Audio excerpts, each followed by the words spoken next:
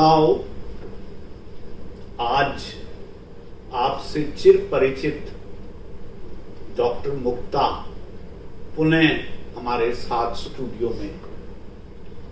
साथियों, बहुत फक्र के साथ हम इस बात को कहते हुए थकते नहीं हैं कि डॉक्टर मुक्ता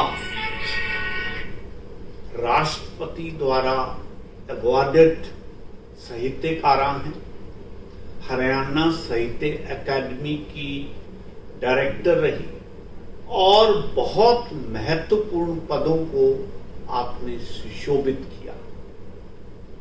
साथियों, ये एक औपचारिक परिचय है। सच्चाई तो ये है कि एक साहित्य की विद्वान महिला जब हमारे बीच में आके बहुत से विषयों पर बात करती हैं तो हम अपने आप में गदगद महसूस करते हैं, क्योंकि रेडियो गूंज का लक्ष्य जहां उन लोगों को बुलाना है जिनको अब तक किसी तरीके की रिकॉग्निशन नहीं मिली, लेकिन साथ साथ हम अपने श्रोताओं को ये भी बताना चाहते हैं कि जो लोग प्रारंभ से ही इस क्षेत्र में काम में लगे हुए हैं, right from the days when she was a lecturer, when she became a principal, when she became a director of Haryana Sahitya Akademi, तब से ये जो लंबा सफर है चला आ रहा है, तो हमें एक अलग से गर्व महसूस होता है कि हम ऐसे लोगों को भी प्रेरित करके अपने स्टूडियो में लाते हैं। डॉक्टर, आपका बहुत बहुत स्वागत, बहुत बहुत आभार, बहुत बहुत धन्यवाद। बहुत बहुत आभार डॉक्टर साहब जी। डॉक्टर, नमस्कार जी। डॉक्टर मुक्ता, आपके इस पुस्तक चिंतन के आयाम में हमने बहुत से विषयों पर ऑलरेडी बातचीत की जी जी, और मुझे जो फीडबैक मिल रहा है लोगों से वो ये है कि वाकई ही एक इंटेलेक्चुअल टॉक्स हमारे बीच में रही है। तो आज उसी को कंटिन्यू करते हुए मैं चाहूंगा कि आप हमारे श्रोताओं को बताएं कि आज किस विषय पर चिंतन के इन आयामों में से आप किस पर बात करने जा रही हैं, इस पर पहले थोड़ा सा प्रकाश डालें। जी, मैं आज ये कैसा राम राज्य, ओके, इस पर अपने विचार प्रकट करना चाहूंगी। जी। राम राज्य की कल्पना की थी सबसे पहले गांधी जी ने, जी, और उसके बाद अब भी कई वर्षों से स्वतंत्रता के बाद हम लोग यही सुनते आ रहे हैं, बात चलती आ राम राज्य आएगा, जी, एक दिन वो अवश्य आएगा। जी, परंतु हमें प्रतीक्षा तो अवश्य करनी चाहिए, जी, परंतु जहाँ तक मैं समझती हूँ जी, ये होने वाला नहीं है। जी, परंतु अब थोड़ी सी एक आस बंधी है। जी, योगी जी किस तरह से महत्वपूर्ण निर्णय लेते हैं, जी, बिल्कुल, और उन्होंने अपने राज्य में किस तरह से ये जो बुलडोजर परंपरा आरंभ की है, जी, उसके पश्चात बड़े बड़े आतंकवादी या कितने दुष्कर्मी हैं, आरोपी हैं, जी, जी, वे सब आकर के आत्मसमर्पण कर रहे हैं। जी, और मैं तो अब ये भी सोचती हूँ, और मैंने लिखा भी है जी, कि यदि योगी जी जो भी निर्णय लेते हैं उसे पूरे देश में लागू कर दिया जाए तो शायद हमारी ये कल्पना साकार हो सकती है। जी, राम राज्य देखिए डॉक्टर साहब, उम्मीद कर सकते हैं। बिल्कुल आप ठीक कह रहे हैं। देखिए डॉक्टर साहब, अब तक हमारे यहाँ राजनीतिज्ञों का जो परसेप्शन था जी, वो बहुत ही उल्टा था। बिल्कुल ठीक कहा। योगी जी के आने के बाद और मोदी जी के भी आने के जी, बाद जी, जी। ये नए इडियम्स और टर्मिनोलॉजी पॉलिटिक्स में शुरू हुए हैं जी। और हम आशा करते हैं, आपने बिल्कुल ठीक जगह से बात को उठाया है कि अब लगता है कि कुछ आशा बंध रही। शायद जी जी जी, ठीक है। हर की हाँ। उम्मीद पर दुनिया कायम है। हाँ, हम इतना चले गए हैं पहले कि अब भी हम इन लोगों को देखकर भी शायद शब्द का इस्तेमाल करते हैं। जी, जी। उसका कारण सिर्फ हमारा जो भूतकाल का अनुभव है वो हमें इस बात के लिए मजबूर करता है कि हम इसको भी किंतु परंतु के साथ एक्सेप्ट करें। जी, परंतु अब थोड़ी सी उम्मीद हो गई। जी, चाहे मोदी जी हैं, जी, योगी जी हैं, जी, अमित शाह हैं, जी, जी, डोभाल हैं, जी, तो मैं जी। तो कहती हूँ कि ये चारों लोग ऐसे हैं जी, जी, जिनसे हम उम्मीद रख सकते हैं। बिल्कुल ठीक। और इन्होंने बहुत कुछ किया है। जी, जी, ये तो हर व्यक्ति, हर भारतवासी हाँ, अनुभव करेगा जी। कि ऐसे ऐसे असंभव काम, जी, बिल्कुल। चाहे वो धारा 370 थी, यस, चाहे वो 35A थी, जी, 3 तलाक थी, यस, कहते कि इतने जो बड़े बड़े उन्होंने निर्णय लिए हाँ जी, वे काबिले तारीफ हैं। हाँ, और अब भी मैं कल भी देख रही थी कि ये डोभाल जी हाँ, जो अब आगे करने जा रहे हैं जी। वो भी एक अद्भुत कार्य होगा। जी, तो मैं यही कह सकती हूँ कि ये राम राज्य आएगा जी, जब तक ये लोग जो है डिटर्मिन्ड हैं, दृढ़ प्रतिज्ञ जी। हैं, अपना जी। काम कर रहे हैं, जी, तो हमें आश्वस्त रहना चाहिए। जी, परंतु जी, जब मैंने ये निबंध लिखा था, जी। ये कैसा राम राज्य, हम्म, तो उस समय पर मैंने देखा कि पूरे देश में त्राही त्राही मची हुई है। जी, और विशेष रूप से चाहे वो आतंकवादी हैं, चाहे वे दुष्कर्मी हैं, हम्म, तो उनकी बात कीजिए तो किस तरह से वो आते हैं, दबंग लोग किसी को भी उठाकर ले जाते हैं, चाहे वो लड़की है, मासूम बच्चे हैं, बिल्कुल, बिल्कुल, या कोई भी है, चाहे कोई विवाहिता है या वृद्धा है, जी, उनके लिए सब समान है। बिल्कुल, बिल्कुल, वे केवल मात्र 2 मिनट की अपनी क्षुधा शांत करने के लिए जी, जी, उनके जीवन को नरक बना कर रख देते हैं। जी, और हमारे कहना नहीं चाहिए परंतु कहना आवश्यक भी है जी, कि हमारे जो सरकारी नुमाइंदे हैं जी। वे इस ओर ध्यान नहीं देते। जी, यदि वे लोग सख्ती से पेश आए जी, तो शायद इस समस्या का हल भी निकल जाए। जी। देखिए मैडम, क्योंकि अब से भयभीन होत न प्रीति, यस, यस, कि जब तक Exactly. आप डर नहीं उनमें उत्पन्न करोगे जी, जी, या कोई ऐसी कड़ी से कड़ी सजा का प्रावधान नहीं होगा हमारे जी, यहाँ, जी, तब तक ये हादसे होते रहेंगे बिल्कुल, और महिलाओं की अस्मिता या बच्चों का मासूम बचपन चिंता रहेगा। जी, जी, तो इसलिए आवश्यकता है कड़े से कड़े कानून की, बिल्कुल, जैसे कि दूसरे देशों में है, हम्म, चाहे वो सऊदी अरेबिया हो या कितने हमारे हाँ। ऐसे देश हैं, चाहे सिंगापुर है। हम्म, अब देखिए आप सिंगापुर में भी पुलिस आपकी सहायता के लिए है, हम्म, सिर्फ वो आपको इतने अच्छे से आपको ट्रीट करेंगे, बिठाएंगे, आपको कोई आपकी समस्या है तो उसका वो समाधान करते हैं। बिल्कुल ठीक, आरोपियों को पकड़ने के लिए नहीं है, हाँ, क्योंकि वहाँ क्राइम होता ही नहीं। हम्म, हमें इतना आश्चर्य हुआ देख के हम्म, कि सारे ही जो दुकानें हैं कहीं पे ताला नहीं, बिल्कुल, सब जो बाहर शॉप्स हैं एक वो पर्दा सा टांग के जाते हैं। हम्म, सफाई पूछो तो रात को जो है पूरी सड़कों की धुलाई हो रही है, जी। सब लोग अपना सामान बाहर रखते हैं कूड़ा निकाल के, हम्म, और कोई आपको डर नहीं। आप एक महिला रात के 2 बजे भी घूम के आ रही है बिल्कुल, तो कुछ नहीं।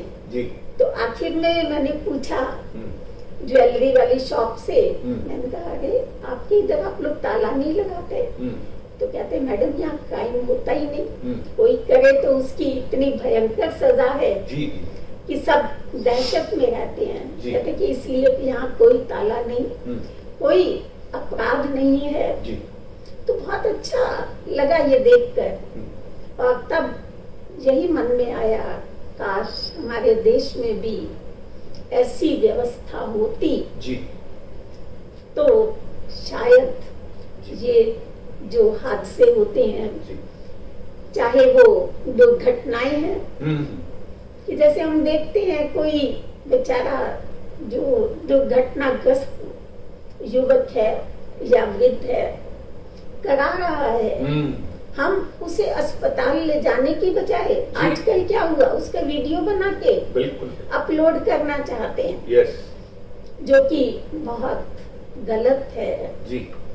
तो इसी तरह से किसी महिला के साथ या किसी नादान बच्ची के साथ कोई ऐसा हादसा होता है तो माता पिता भी उसे पनाह नहीं देते जी। और कभी कोई ऐसा गलत बात हो भी जाती है तो उनकी यही इच्छा होती है कि ये ना तो रिपोर्ट करे जी। और उसे कहीं बाहर भेज दिया जाता है। हाँ। और कई बार तो अक्सर तो वो जो है सुसाइड कर लेती है, हाँ। आत्महत्या करने पर विवश हो जाती है। तो ये स्थिति है हमारे यहाँ। हमारी सोच क्या है, हम क्यों नहीं अपनी बच्चियों को जब उनका विवाह होता है या जन्म से हम उसे क्यों नहीं कहते भाई हम तुम्हारे साथ हैं। क्योंकि जब कोई ऐसा हादसा होता है तो उसमें दोष उस नादान बच्ची का नहीं होता। वो कभी नहीं चाहती कि मेरे साथ ऐसा सब कुछ हो। परंतु हम कोर्ट में भी या घर परिवार वाले भी कहाँ अवसर देते हैं उसे अपनी बात रखने का।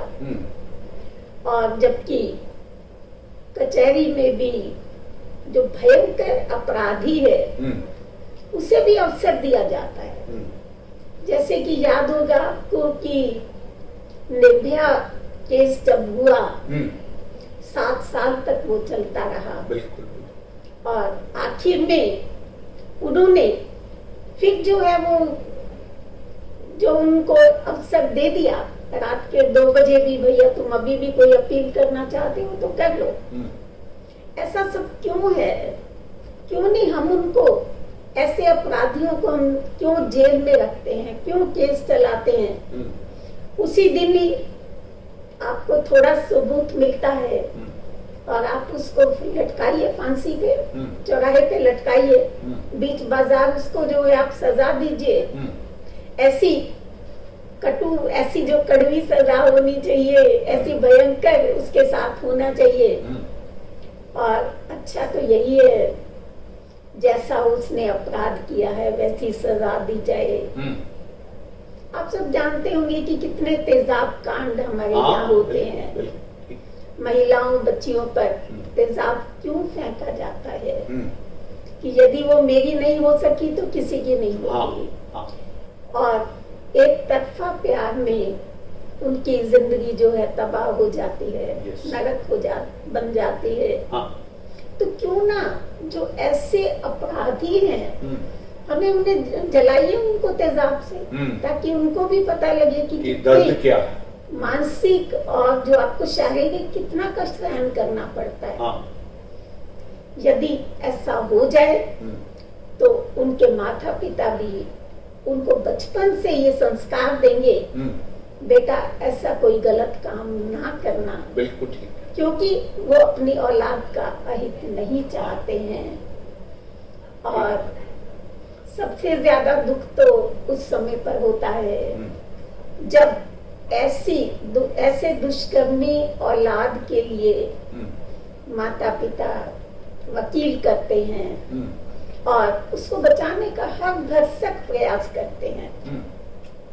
तो बहुत ही मतलब दुख होता है उस समय पर जी कि आखिर वो क्या चाहते हैं, वो कैसे अपने ऐसे बेटे के पक्षधर हो सकते हैं उन्हें उस मासूम बच्ची पर क्यों नहीं दया आती। जी। और आजकल तो 4 महीने की बच्ची हो हाँ। या 90 साल की वृद्धा हो, बिल्कुल ठीक है। कोई अंतर नहीं होता। यस। उस समय पर कोई जाति पाति, रंग भेद, सुंदर, सब भेद समाप्त हो जाते बिल्कुल हैं। बिल्कुल ठीक, बिल्कुल ठीक। तो ऐसे में हम लोग सोचते तो हैं यस। कि यदि ये सब हो जाए तो राम राज्य आ सकता है। बिल्कुल ठीक। और हर मुख्यमंत्री यदि योगी जी की तरह से हाँ, कटु निर्णय लेने लग जाए Yes. और जो कह दिया हाँ। उसको करना है, हम्म, तो राम राज्य आने में कोई देर नहीं होगी। हाँ।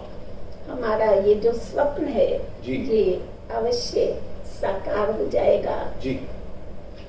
डॉक्टर साहब, जो बात आप कह रहे हैं अक्षर अक्षर सत्य है, लेकिन मैं आपसे एक बात एक और आयाम से इसमें जोड़ना चाहूंगा जी जी कि जब योगी जी पहले टर्म में आए और उन्होंने जो सख्त निर्णय लिए, जी तो अपोजिशन वालों ने ये अफवाहें बहुत फैलाई जी कि यहाँ तो आने वाले समय में ये एक नहीं तानाशाही हाँ। मचेगी, इसलिए इनको आगे का समय कार्यकाल नहीं मिलना। ना दिया जाए। जी, बहुत कोशिश की उन्होंने। लेकिन आम जनता ने आफ्टर ऑल अब हमारा जो कंट्री वेल्थ नेशन की ओर बढ़ रहा है, वो जो लार्जर इंटरेस्ट में निर्णय लिए जाते जी। हैं उनको वो अप्रिशिएट करते हैं, हाँ जी, उनको वो एक्सेप्ट करते हैं। एक्सेप्ट करते हैं। इसीलिए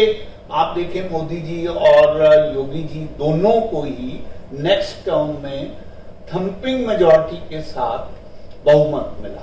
तो मैं ये समझता हूं, देखिए अंग्रेजी में एक कहावत है, we get the government what we deserve.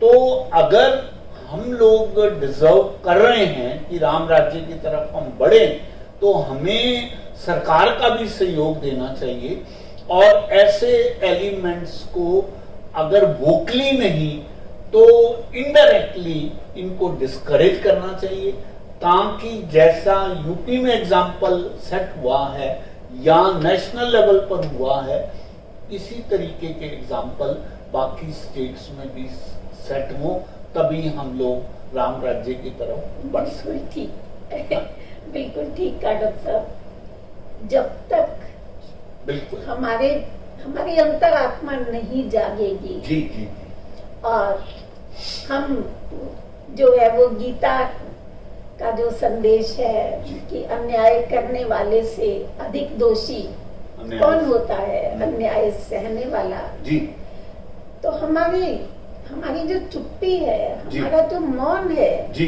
वही आरोपियों को, अपराधियों को उत्साहित करता है।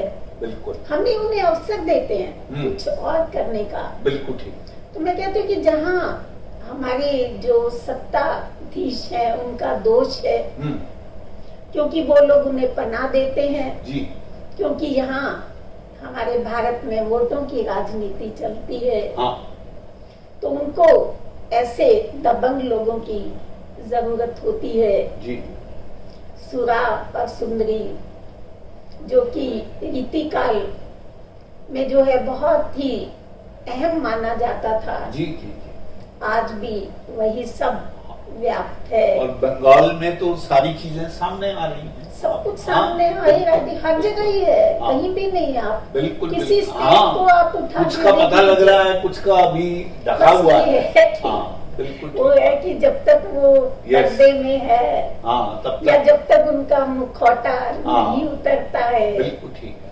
वही कहा जाता है ना कि इंसान अपराधी हाँ तभी करार किया जाता है जब उसका अपराध सिद्ध हो जाता है। बिल्कुल ठीक बात। यही कहते हैं कि तब तक आप उसको आरोपी नहीं कह हाँ, सकते। बिल्कुल। स्पेशली हमारे राजनीति में तो यही कहा जाता है। हाँ हाँ परंतु वो कहते हैं ना कि सत्य 7 पर्दों के पीछे से भी उजागर हो जाता है। झूठ मुखौटा धारण करके रहता है जी, वो छिपने का प्रयास करता है हाँ, और सत्य उसके विपरीत सामने आने को बेताब होता है। बिल्कुल ठीक। तो जब तक ये लुका छिपी का खेल चलता रहेगा हाँ, या हम लोग सामने नहीं आएंगे, यस, तब तक ये सब कुछ ऐसे ही, वो कहते हैं ना, बना सब रहेगा। चलता ठीक है। है, ठीक है। वही जो अंधविश्वास, परंपराएं, मान्यताएं हाँ। चलती रहेंगी। हाँ, और जिस दिन हम ये सोच लेंगे कि आखिर क्या होगा, जी, ज्यादा से ज्यादा इंसान किसी को मार ही सकता है ना, जी, जी, और वो ऊपर वाले के हाथ में है, बिल्कुल ठीक, क्योंकि जिसे भगवान ने बचाना होता है वो वैसा कारण बना देता है। बिल्कुल। और सो हमें डरने की आवश्यकता तो श्रोताओं, नहीं है।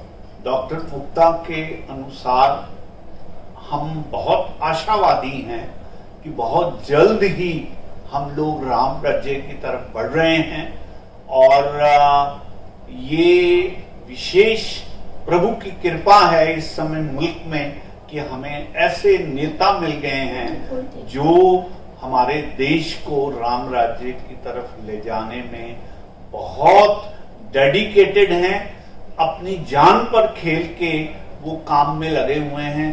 तो हमारा भी ये फर्ज बनता है कि हम सब लोग अपनी अपनी जगह जहां पर भी हैं, हम ये कोशिश करें कि समाज की जिन बुराइयों के लिए हमारे नेता लड़ रहे हैं, हम भी उनका सहयोग दें, उनका साथ दें। इन्हीं शब्दों के साथ हम डॉक्टर मुक्ता से इजाजत लेते हैं और फिर किसी एक नए विषय पर इनसे बात करेंगे। बहुत बहुत धन्यवाद।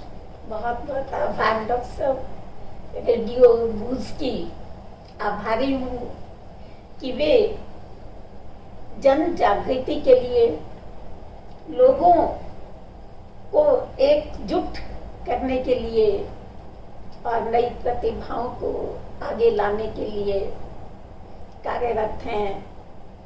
उनका ये प्रयास बहुत सार्थक सिद्ध हो रहा है और निकट भविष्य में हम आशान्वित हैं कि रेडियो बूज जो है आकाश की बुलंदियों को छुएगा और बहुत अधिक उन्नति के पथ पर अग्रसर होगा। मैं डॉक्टर साहब के जज्बे को सलाम करती हूँ बहुत बहुत कि धन्यवाद। वे निरंतर कार्यरत हैं। हर समय उनके मस्तिष्क में एक ही विचार चलता रहता है कि हम किस तरह से अच्छे लोगों तक पहुंचे ताकि जो अच्छाई है वो समाज में जो व्याप्त बुराई है उस पर विजय प्राप्त कर सके। और मैं तो यही कहूंगी कि वास्तव में वे राम राज्य लाने में उनका योगदान किसी भी स्थिति में कम जी नहीं है। बहुत बहुत इन्हीं धन्यवाद। शब्दों के साथ मैं अपना आभार प्रकट करती हूँ उनके प्रति जी और अपनी वाणी को विराम देती हूँ। बहुत बहुत धन्यवाद। बहुत